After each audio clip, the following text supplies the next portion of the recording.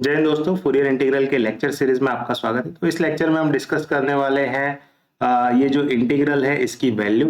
तो इस एग्जांपल में और प्रीवियस एग्जांपल में डिफरेंस है, वहां पर आपको फंक्शन दिया जाता था और उसका फूरियर इंटीग्रल रिप्रेजेंटेशन।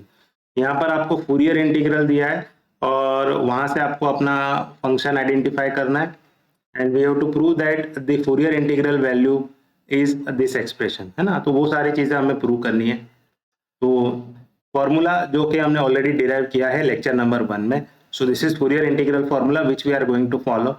और यहाँ पर भी जो अगर हमारा फंक्शन इवन है या ऑड है उसके अकॉर्डिंग कोसाइन और साइन इंटीग्रल मिलेगा। यहाँ पर भी हम फूरियर का कन्वर्जेंस वाला थियरम है उसका यूज करेंगे। तो अगर हमारा फंक्शन ये तीनों प्रॉपर्टी सेटिस्फाई कर रहा है, यानी फंक्शन पीसवाइज कंटिन्यूअस है, एब्सोल्युटली इंटीग्रेबल है, यानी उसका एरिया फाइनाइट है as x approaches to plus और माइनस इंफिनिटी, और फंक्शन की लेफ्ट हैंड और राइट हैंड लिमिट एग्जिस्ट हो रही है, तब हम क्या करेंगे, तब उस केस में क्या होगा, फंक्शन कन्वर्ज करेगा पॉइंट ऑफ कंटिन्यूटी पर एंड पॉइंट ऑफ डिसकंटिन्यूटी पे फंक्शन उसकी लेफ्ट हैंड और राइट हैंड लिमिट की एवरेज वैल्यू पर कन्वर्ज करेगा।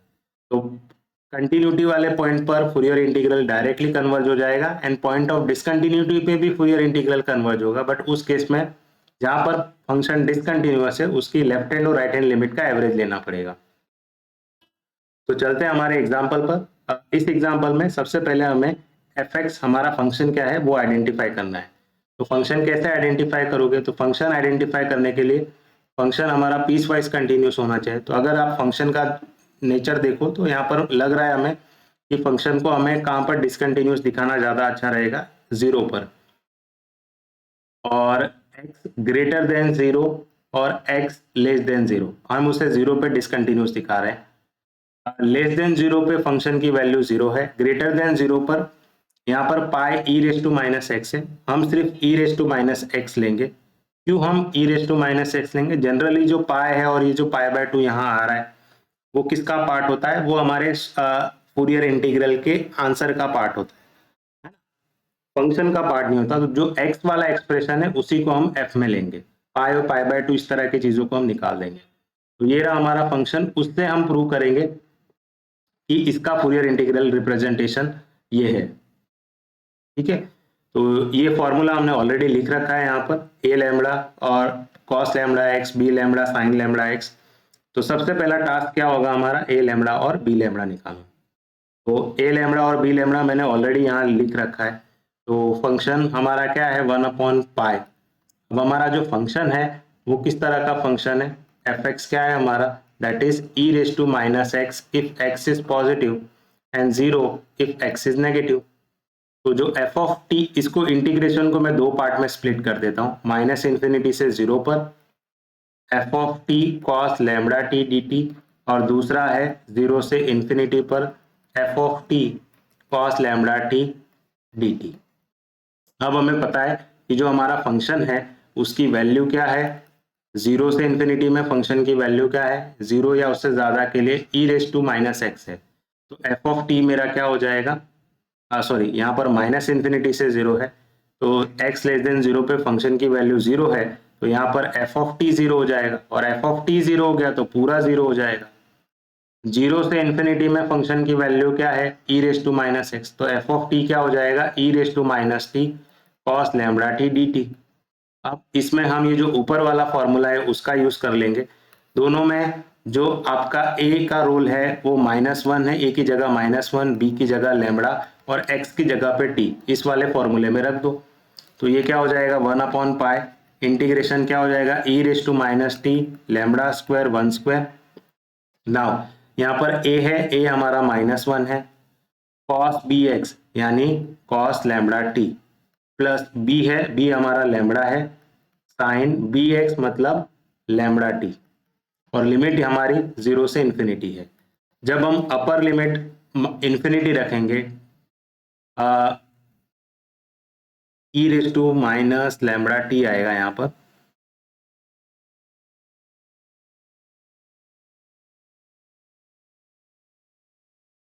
ई रेस टू माइनस टी आएगा, सॉरी। तो टी की जगह जब आप इंफिनिटी रखोगे तो e raise to minus infinity 0 हो जाएगा, तो 0 इंटू एनीथिंग 0, तो अपर लिमिट पे तो फंक्शन की वैल्यू 0 आ गई। अब t की जगह 0 रखोगे तो e रेस टू 0 क्या हो जाएगा 1, तो यहाँ पर मिलेगा 1 upon lambda square plus 1। t की जगह 0 रखोगे तो साइन 0 0 हो गया, कॉस 0 1 हो गया, तो यहाँ पर सिर्फ आपको क्या मिलेगा -1। तो माइनस और ये माइनस क्या हो जाएंगे प्लस, तो यहाँ पर मिलेगा आपको 1 अपॉन पाई और 1 अपॉन लैम्बडा स्क्वायर प्लस 1। ये हमारे ए लैम्बडा की वैल्यू है, वो आप याद रखना। अब जैसे हमने ए लैम्बडा निकाला है वैसे हम बी लैम्बडा भी निकालेंगे। तो यहाँ पर भी जो हमारा इंटीग्रेशन है उसको दो पार्ट में स्प्लिट करेंगे। पहला पार्ट है माइनस इन्फिनिटी से 0 f of t sine lambda t d t, दूसरा है 0 से infinity f of t sine lambda t d t. और हमने अभी देखा फंक्शन की वैल्यू माइनस इन्फिनिटी से 0 पर जो हमारा एफ एक्स है वो माइनस इन्फिनिटी से 0 पर 0 दे रहा है और 0 से इन्फिनिटी पर e raise to minus x दे रहा है। तो यही दो वैल्यू अगर हम यहाँ रखें तो फर्स्ट इंटीग्रल 0 हो गया 0 से इन्फिनिटी, सेकेंड पार्ट के लिए e raise to minus t sine lambda t d t है। अब यहाँ पर अगर हम फॉर्मूला अप्लाई करें ये वाला, जहां पर आपका जो a का रोल है वो -1 है, b हमारा लैम्बडा है और x की जगह पर t है, तो ये हो जाएगा e raise to minus t lambda square plus 1 square.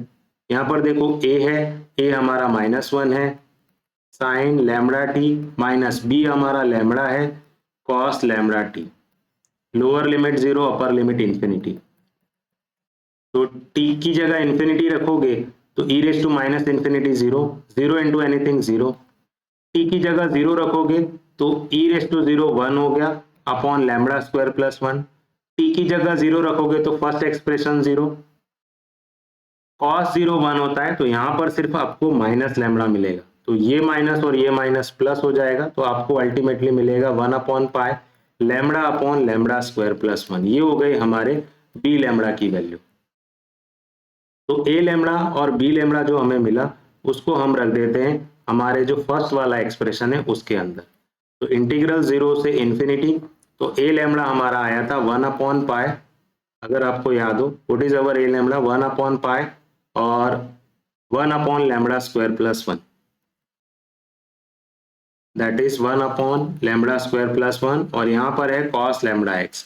B lambda है हमारा 1 upon pi lambda upon lambda square plus 1 sine lambda x d lambda. अब दोनों में आप चाहो तो 1 अपॉन पाई कॉमन लेकर बाहर लिख सकते हो, इंटीग्रल 0 टू इंफिनिटी, दोनों ही में लैम्बडा स्क्वायर प्लस 1 कॉमन है तो उसको एलसीएम ले लो, तो यहाँ पर मिलेगा cos lambda x plus lambda times sine lambda x divided by lambda square plus 1 और ये हो गया डी लैम्बडा। ये हमारे किसकी वैल्यू है फंक्शन की वैल्यू।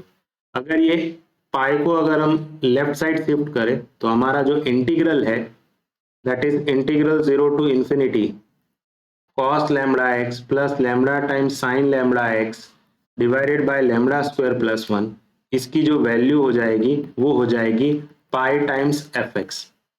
सो पाई टाइम्स एफ एक्स क्या है हमारा, एफ एक्स है हमारा e raise to minus x जब x 0 हो, 0 से बड़ा हो, और 0 होगा जब x लेस देन 0 होगा। तो पाई को अगर हम अंदर मल्टीप्लाई करें तो हमारा फंक्शन हो जाएगा pi times e raise to minus x जब x पॉजिटिव हो and pi times 0 that is 0 जब x लेस देन 0 हो। तो हमारा जो इंटीग्रल है फूरियर इंटीग्रल है वो पॉइंट ऑफ कंटिन्यूटी यानी 0 से बड़े के लिए पाई ई रेस टू माइनस एक्स पे कंटिन्यू कन्वर्ज हो रहा है और हमारा Fourier integral x less than 0 के लिए 0 पे कन्वर्ज हो रहा है। अब हमारे फंक्शन की डिसकंटिन्यूटी क्या है x इक्वल टू 0 पर, और इसी में हम हमारा जो थ्योरम है वो यूज करेंगे। तो x इक्वल टू 0 पर अगर फंक्शन डिसकंटिन्यूअस है तो हम क्या करेंगे 0 की लेफ्ट हैंड लिमिट और 0 की राइट हैंड लिमिट का एवरेज लेंगे, वही हमारी वैल्यू होगी 0 पर, क्योंकि अभी हमें फंक्शन की वैल्यू 0 पर नहीं पता है ना, हमें फंक्शन की वैल्यू 0 पर नहीं पता है, 0 पर तो डिसकंटिन्यूटी है। तो चलो 0 पर वैल्यू निकालते हैं, तो फंक्शन की वैल्यू 0 पर क्या होगी, तो 0 की लेफ्ट हैंड लिमिट और राइट हैंड लिमिट का एवरेज ही उसकी 0 पर वैल्यू होगी। अब 0 के लेफ्ट साइड फंक्शन की वैल्यू क्या है ना, 0 के लेफ्ट साइड फंक्शन की वैल्यू है 0, तो मैं यहाँ लिख देता हूँ 0। 0 के राइट साइड फंक्शन की वैल्यू क्या है? 0 के राइट साइड फंक्शन की वैल्यू है e raise to minus x. X की जगह उसमें 0 रख दोगे तो फंक्शन की वैल्यू 2 हो जाएगी, 1 हो जाएगी। तो यहाँ पर आपको मिलेगा half at value 0। So I hope आपको ये समझ में आ रहा है। e रेज टू 0 यहाँ पर 1 हो गया है ना, फंक्शन की राइट में लिमिट है, राइट में फंक्शन क्या है? e raise to x, but right hand limit क्या होगी इसकी? x की जगह 0 रखोगे तो e raise to 0 that is 1, तो उसी का मैंने 1 लिखा है। तो 0 पर वैल्यू क्या मिल रही है? हाफ मिल रही है। तो हमारा जो फंक्शन है वो x इक्वल टू 1 पे क्या वैल्यू देगा? यहाँ पर मैं लिख देता हूँ x इक्वल टू 1 पे क्या वैल्यू देगा? हाफ वैल्यू देगा। और उसको आप पाई से मल्टीप्लाई कर दोगे तो ये हो जाएगा pi by 2 at x equal to half. तो ये रहा point of discontinuity at x equal to 0, sorry x equal to 0 पर फंक्शन की वैल्यू क्या हो जाएगी? Pi by 2। तो हमारा जो इंटीग्रल है एट डिसकंटिन्यूटी वो पाई बाय 2 पे कन्वर्ज हो रहा है। सो आई होप आपको ये समझ में आया। इस एग्जाम्पल में कुछ नहीं करना था, नॉर्मल ए लैम्डा और बी लैम्डा ही निकालना था और कन्वर्जेंस ऑफ फूरियर इंटीग्रल का यूज करना था। Thank you everyone.